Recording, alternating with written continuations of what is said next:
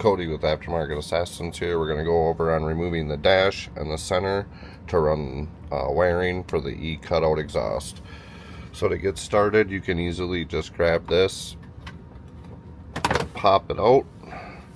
Then to get the Garmin centerpiece out, there's this clip. You just push on this, the center garment comes out. Now to remove the actual dash, you have 2 push pins underneath. You will need to remove these 4 screws behind the Garmin, and there's 2 little tabs up behind. You just kind of grab this here and wiggle it back and forth. This will all pop out. There is 2 plugs that is easier to set this off to the side and out of the way.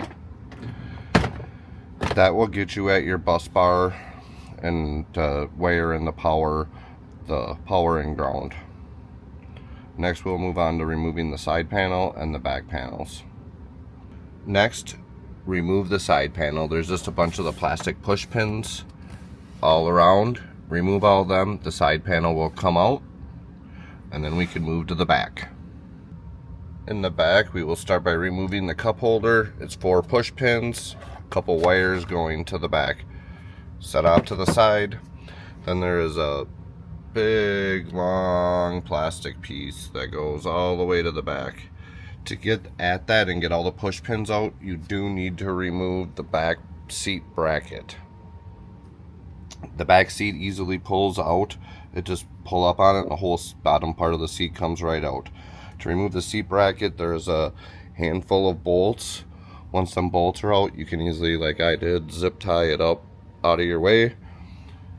Then remove all push pins. You can remove the plastic centerpiece, and then you'll be able to run the wiring for your e-cutout exhaust.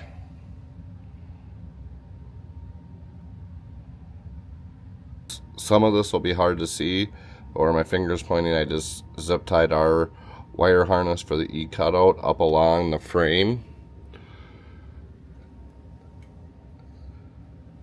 You can see up all along the top, I just tied in the harness all along the top frame there, and then you can route it right down to the exhaust.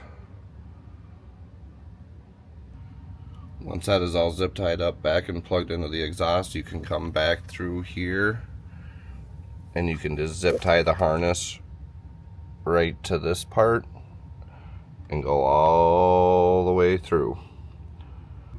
Once you have the wires ran all the way up, make sure you hook up your power and your ground here on your bus bar. This is keyed on power. Hook that up. Your switch wiring, you have to cut out a panel of the switch. Here is the switch wiring if you need it. Get that back together. Note this. And then just cut out a piece here and you'll be set. Test everything before you put it back together.